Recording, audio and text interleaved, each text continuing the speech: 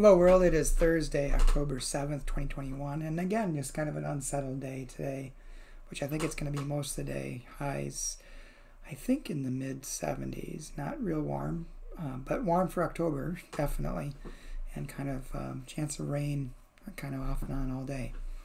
So bring an umbrella again.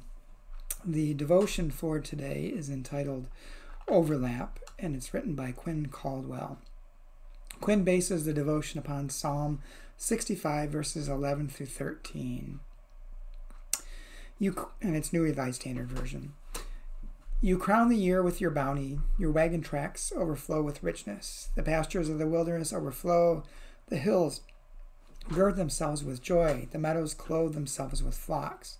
The valleys deck themselves with grain. They shout and sing together for joy. And Quinn writes, some people think the highest expression of God's presence is the wilderness primeval, innocent of human befoulment.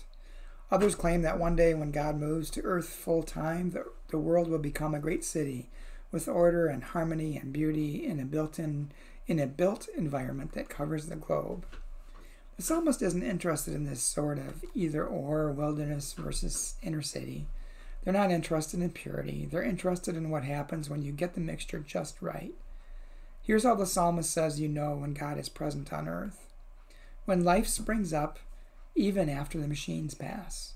When domestic animals are fed, tended, and protected. When they're pastured in the wilderness with the wild ones. When the valleys doll themselves up in wheat and barley. When the meadows are considered underdressed until they're draped with flocks of sheep and goats.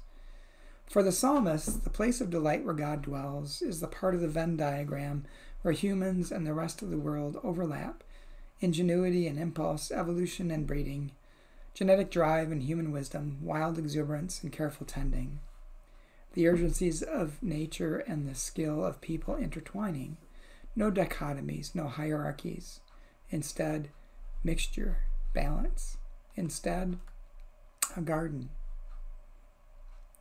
And Quinn's prayer. Give us strength for the tending of this garden, O God. Grant us such balance in our living that the earth springs to bloom in our tracks and all the world knows that you dwell here in our overlap. Amen. Well, for me, this devotion is a reminder that we are an interconnected web of life. Humans are just part of life. They aren't life itself. We have to live in harmony with our environment. And that doesn't mean that we can't have cities or whatever, but we have to find a way to live in balance with the world. That everything that we do impacts someplace else. And one of the things that comes to mind with that is that there is enough on this earth if everyone takes only what they need. And that's a very biblical thing. Happens to the Israelites when they're in the desert and starving, and God sends manna and tells them, gather only what you need. Same thing with the pheasants when they come. You only take what you need. You don't take anything more than that. And when we start to do that is when life really gets out of balance and we are living in disharmony with nature, which is not what God intended. So just some thoughts for today.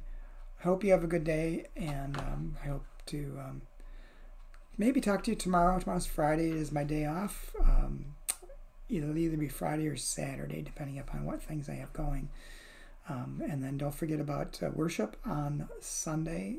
If you're in person, we'll be doing our Blessing of the Animals service. We can do it online too, I guess. You can comment if you have a pet and show a picture of your pet on our Facebook Live page in the comments. And we can do a blessing. So will be our annual Blessing of the Animals returned. So hope you have a good day. Hope to see you on Sunday, either live or in person.